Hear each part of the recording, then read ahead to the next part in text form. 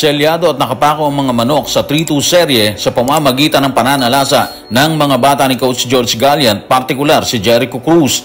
Ang reaksyon ni Jericho matapos ang bakbakan, alamin po natin yan.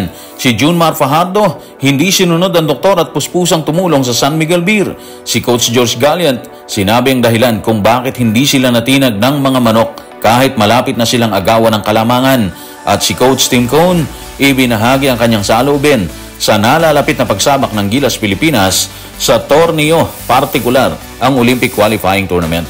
Tutukan po natin yan, pero bago yan, hihingi po tayo ng isang subscription sa lahat ng dumadaan sa ating munting channel. Kung nagugustuhan nyo ang ating palabas, kung medyo mabigat ang subscription, siguro kahit isang like at isang share na lang po yan. Okay na po ko dyan. Maraming salamat.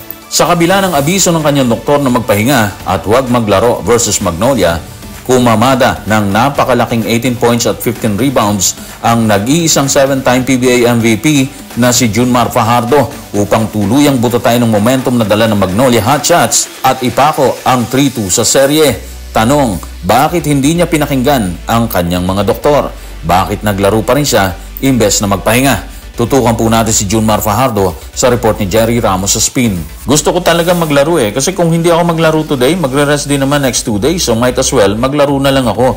Advice lang, basta kailangan ako maglaro. Gusto ko rin maglaro. Kailangan namin mag-bounce back. Kailangan namin manalo. Sayang yung opportunity kasi. Grabe si Junmar parang ang dating lang po sa akin nun is, ano ngayon kung may advice ng doktor, di ba? Basta maglalaro lang ako, wala makapipigil sa akin. Parang ganun lang kasi tinuloy niya pong maglaro. Kahit hindi dapat, kahit dapat magpahinga muna siya. Tinaya niya po talaga yung kanyang kalusugan para sa isang panalo lang laban sa kumakamadang Magnolia ni Coach Chito Victolero. At ngayon, hawak na po nilang muli yung momentum matapos mailipat sa Magnolia, bunga ng panalo sa Game 4 kung saan nagtabla yung serye ng Best of 7 Finals. Ngayon, isang panalo na lang po sila, makukuha na nila ang titulo ng PBA Commissioner's Cup na dating hawak ng Barangay Ginebra ni Coach Tim Cone. Sa bakbakan ay katulong ni Junmar ang mga kasama sa bench, local sa Team Port. Pero pinakakuminang ng matindi ang nasuspindi na isang laro, bunga ng 5 sunod na technical fouls na si Jericho Cruz na nagbuslo ng 8-3 sa kanyang kinamadang 30 points para itakas ang 108-98. Sa kanyang panig, ano ang masasabi ni Jericho sa kanyang performance? Pinaghandaan ba nila talaga ang ganong senaryo? Tutukan po natin si Jericho sa report ni Ruben Terrado sa Spin. Para sa akin, move on na lang. Hindi ko naman mababalik na yun Nag-prepare na lang ako on what's coming sa game na to. My focus was to play this game and after tonight, focus ulit ako for the next game. Binibigay talaga nila yung labas Kailangan talaga i-hit yun. Kung hindi namin ma-shoot yung labas, sisikip yung game namin. We've been working in practice. Once na i-kick out sa akin, talagang ititira ko yan. It's more of being confident lang. So malinaw po yun. Tinrabaho po nila sa practice yung ginawa niya kagabi. Mula po sa kanya yan. Yung bawat bigay po sa kanya ng bola sa 3-point area kung saan siya nagbuslo ng 8 sa kanyang 14 na bato, hindi basta dumating po yun. Pinaghandaan niya po talaga.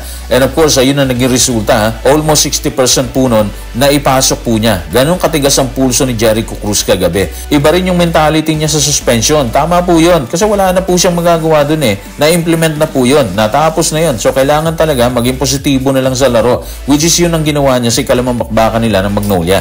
And the rest is history. Pinako nila mga manok ni Coach Chito Victolero. Isa na lang kailangan nila para makuha ang kampyonato. Kaya alam po natin na mas magiging mainit ang bakbakan sa ika-6 na laro. Sigurado kasi tayo na hindi basta-basta papayag ang mga manok na ipapako ulit sila ng mga tinaguri ang martilyo gang ng PBA na San Miguel Beermen. Kaabang-abang po yan. Sa bakbakan ay nagtangka pa ang Magnolia ni Coach Chito Victolero na atakihin ang SMB sa huling minuto para agawin ang kalamangan at tuluyan sanang angkinin ng panalo.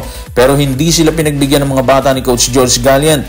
Sa pananaw ni Coach George, ano ang naging dahilan at tila hindi sila natinag sa pagtatangka ng mga manok na agawin sa kanilang kalamangan? Tutukan natin si Coach George sa report na Ruben Terrado sa Spin. Kalmado lang kami ng 4th quarter na maghabol sila. May ilan kaming pagkakamali. Pero gaya ng aming sinasabi, kinakalimutan namin yon at iniisip lang namin yung susunod na play na ginawa naman ng mga players. Iba yung mentality ni Coach George Hindi niya iniinday yung mali. Kasi kung tutusin, parte naman talaga yun ng proseso.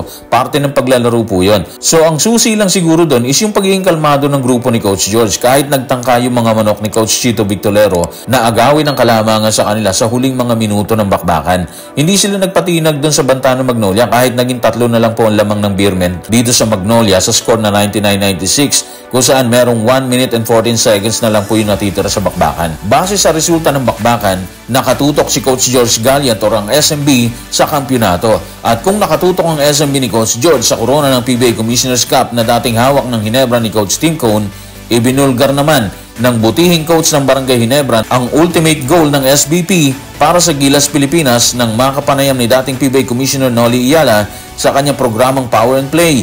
Mula mismo kay Coach Tim, ano ang sinasabing ultimate goal ng SBP para sa pambansang kupunan? Tutukan natin si Coach Tim mula sa Power and Play program ni Noli Iyala na inireport ni Neil Victor Masoy sa The Manila Times. Ang pinakalayunin ng SBP ay makapasok sa LA Olympics. Sa tingin ko, yun ang pinakalayunin. Yan ang tinitingnan nila. Ultimately, gusto namin maglaro sa Qatar World Cup. Kailangan muna namin mag-qualify. Pero gusto namin maglaro sa Qatar World Cup. At gusto muna namin matapos sa Asia at makakuha ng pwesto sa LA Olympics. Malinaw na sa akin yon. Yan ang layunin ng SBP.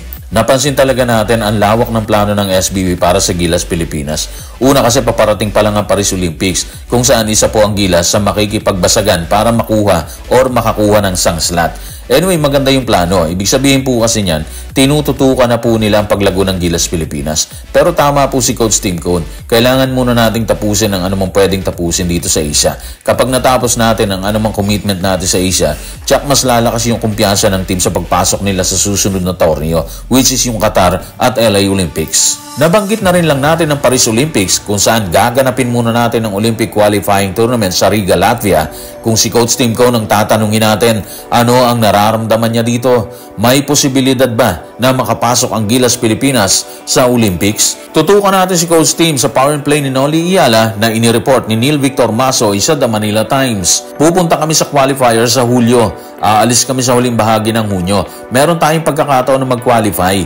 Magiging mahirap yan. Mahirap ang daan kalaban ng Latvia sa kanilang baluarte. Mahirap talaga to pero hindi naman imposible. Doon tayo sa walang imposible or hindi imposible. Totoo po yun eh. Kung maalala po natin yung naging stint ng Gilas Pilipinas dito sa Asian Games, parang hindi naman talaga inasahan ng lahat na aagawin ng Gilas ang gintong medalya. Pero nangyari, di ba? Tinalo nila ang China at Jordan sa semis at finale ng bakbakan. Pero syempre, iba yung kaso sa Latvia kung saan tutulak sa Olympics ang mananalo po doon. At alam niyo ni Coach Tim Cone, sabi niyo nga, di ba? Mahirap pero aminado siyang hindi imposible. Pwedeng makapasok at depende po yan sa ilalabas na ability ng players ng Gilas Pilipinas. Walang dudang magiging mabigat ang pasanin ni Coach Tim Cone at ng buong grupo ng Gilas Pilipinas. Magiging mahirap ang kanilang kampanya na hinaharap para lang makapasok sa Paris Olympics. Pero mula mismo kay Coach Tim Cone, ano ang magiging filosofiya ng kupunan? Ano ang magiging layunin ng Gilas Pilipinas? Tutukan natin si Coach Tim Cone sa Power and Play ni Noli Iyala na inireport ni Neil Victor Masoy sa The Manila Times. Hindi tayo pupunta doon para magpakita lang. Susubukan nating maging maganda resulta. Susubukan nating manalo. Yan ang palagi nating magiging filosofiya. Yan ang palagi nating magiging goal. Hindi ito ang ating focus, pero ito ang magiging layunin. Sa totoo, walang pinangako si Coach Tim.